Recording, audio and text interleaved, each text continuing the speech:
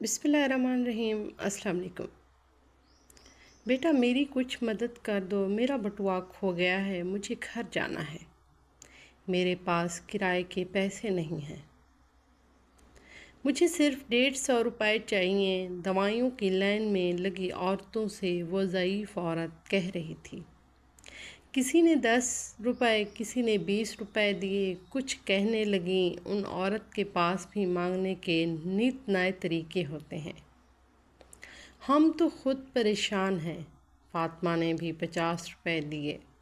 اماں، آپ کے پاس فون نمبر نہیں ہے؟ میں فون کر دیتی ہوں، کوئی آپ کو آپ کے گھر سے لینے آ جاتا، فاطمہ نے اس عورت سے پوچھا۔ بیٹا، نمبر میرے بٹوے میں تھا، پتہ نہیں پرچیاں نکالتے ہوئے بٹوا گر گیا، وہ عورت بولی۔ فاطمہ بھی دواؤں کی لائنوں میں لگی ہوئی تھی۔ تھوڑی دیر بعد دیکھا تو وہی اماں ایک کونے میں پریشان کھڑی اپنے آنسو صاف کرتی ہیں۔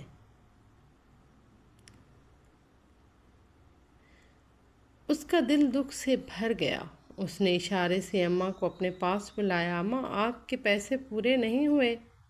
بیٹا، پیسے تو پورے ہو گئے، اب دوا کے لیے کھڑی ہوں، جو آتا ہے مجھے دھکیل کر آگے بڑھ جاتا ہے۔ فاطمہ نے اسے دوائیاں لے کر دیں تو وہ عورت فاطمہ کے سر پر ہاتھ رکھ کر ڈھیروں دعائیں دیتی ہوئی رخصت ہو گئی۔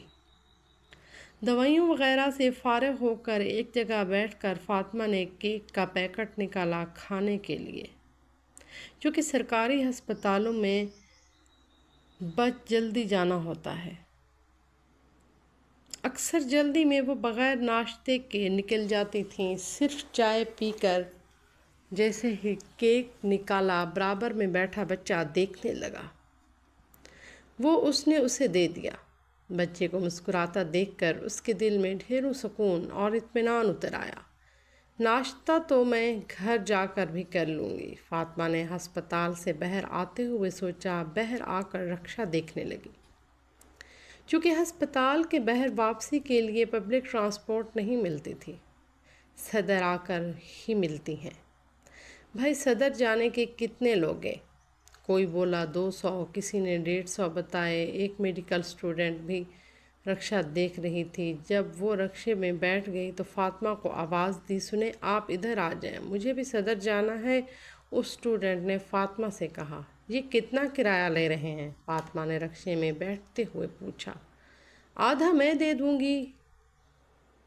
کوئی نہیں آپی، کرایہ میں دے دوں گی، مجھے تو ویسے بھی جانا تھا، آپ بھی بیٹھ گئیں تو کیا ہوا؟ فاطمہ نے بہت زور دیا مگر اسٹوڈنٹ نہیں مانی۔ کرایہ اس نے ہی دیا۔ آپی، آپ بس دعا کرنا میرے پیپر اچھے ہوں، اس طالبہ نے ہاتھ ملاتے ہوئے کہا۔ بیٹا ضرور، اللہ تعالیٰ تمہیں ہر امتحان میں کامیابی کرے۔ فاطمہ نے بھی مسکراتے ہوئے اسے الوداع کہا اور بس میں بیٹھی۔ اسے اپنی دوست نازی کے پاس جانا تھا، وہ عدت میں تھی۔ وہ گھر پر بتا کر آئی تھی کہ وہ نازی سے ملتی ہوئی آئے گی۔ صبح 9 بجے سے گھر سے نکلی ہوئی، دوپہر 2 بج گئے۔ اسٹاپ پر سوچا کچھ کھا لوں، بھوک لگ رہی ہے۔ پھر سوچا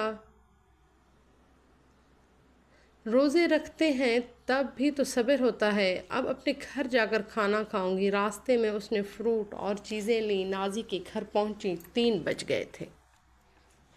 اب پہنچی ہیں، آپ کہاں رہ گئی تھیں؟ میں 12 بجے سے آپ کا انتظار کر رہی ہوں، نازی نے گلے ملتے ہوئے کہا۔ میں نے فون پر صبح بتا دیا تھا ہسپتال سے واپسی پر تمہاری طرف ہوتی آؤں گی۔ فون کہاں ہے؟ آپ کا نمبر بن جا رہا تھا، نازی نے کہا۔ چارجنگ ختم ہو گئی ہے، صبح جلدی جلدی میں چارج نہیں کیا، میں پریشان ہو گئی، راستے میں اتنی دیر تو نہیں لگتی تھی، ہاں آج کچھ زیادہ دیر ہو گئی۔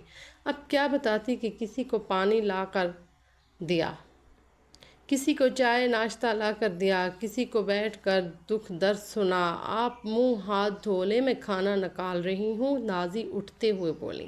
میں کھانا گھر جا کر کھاؤں گی، تم بس چائے پلا دو، سر میں درد ہو گیا ہے، چپ کر کے بیٹھ جائیں آپ کے انتظار میں نہ ہم نے ناشتہ کیا ہے اور نہ ہی کھانا کھایا ہے، نازی نے مصنوعی غصے سے کہا۔ فاطمہ نازی کی بیٹی سے اس کی پڑھائی وغیرہ کے متعلق پوچھنے لگیں۔ تم لوگ کھانا تو کھا لیتے، اتنا ٹائم ہو گیا ہے، فاطمہ نے پیار سے کہا۔ بس سوچا آپ آئیں گی تو آپ کے ساتھ ہی کھائیں گے۔ کنزا معصومیت سے بولی۔ نازی کھانا لے آئیں، چکن بریانی، رائتہ، سلاد، پانی لا کر رکھا۔ فاطمہ کی آنکھیں نم ہو گئیں۔ نازی سب کیا ہے؟ تم عدت میں ہو، اتنی تکلیف کیوں ہے؟ میں تو جو مل جائے خوشی سے کھا لیتی ہوں۔ نہیں، آپ کھانا کھائیں۔ وہ نازی کے شوہر کہتے تھے کہ آپ کو بریانی بہت پسند ہے۔ نازی کے شوہر فاطمہ کی خالہ کے بیٹے تھے۔ تینوں نے نم آنکھوں سے کھانا کھایا۔ نازی یہ شہزاد کی باتیں کرنے لگیں۔ ماما آپ آنٹی کو اداس نہ کریں۔ کنزا نے فاطمہ کی نم آنکھیں دیکھیں اور بولی، ارے بیٹا کیسی باتیں کر رہی ہو تم؟ نازی مجھ سے نہیں کہے گی تو اور کس سے کہے گی؟ میں اس کی دوست ہوں۔ بس آنٹی ہمارے رونے سے، اداس ہونے سے پاپا تو واپس نہیں آئیں گے، ورنہ سب سے زیادہ میں روتی ہوں۔ ہم خوش رہیں گے تو پاپا بھی خوش ہوں گے۔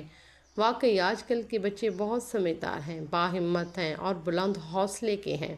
فاطمہ نے کنزا کو دیکھتے ہوئے سوچا، اچھا میری ماں، اب تم جاؤ، کوچنگ کے لیے دیر ہو جائے گی۔ فاطمہ نے اس کو پیار سے گلے لگاتے ہوئے کہا۔ آنٹی میری واپسی تک آپ نے آج جانا نہیں ہے۔ بیٹا میں پھر آؤں گی، صبح سے نکلی ہوئی ہوں۔ تمہارے انکل کا جاب پر جانے کا وقت ہو رہا ہے اور بچوں کا ٹیوشن بھی بھیجتا ہے۔ رک جائیں نا، تھوڑی دیر سے چلی جائیے گا، باتیں کریں گے، ابھی تو دل بھی نہیں بھرا۔ نازی نے بھی اصرار کیا۔ واپسی پر فاطمہ یہی سوچتی ہوئی آئی، اللہ کی ذات کتنی بڑی ہے۔ ہم کسی کے ساتھ نیکی کریں تو کہیں نہ کہیں ہمارے ساتھ آسان ہو رہے ہوتے ہیں۔ نیکی کا صلہ دنیا میں بھی ملتا ہے اور انشاءاللہ اللہ تعالیٰ آخرت میں بھی اجر فرمائے گا۔ ہماری کہانی کو لائک کیجیے گا، سبسکرائب کیجیے گا، کمنٹ پہ بھی بتائیے گا کہ آپ کو ہماری ویڈیو کیسی لگتی ہے۔ شکریہ۔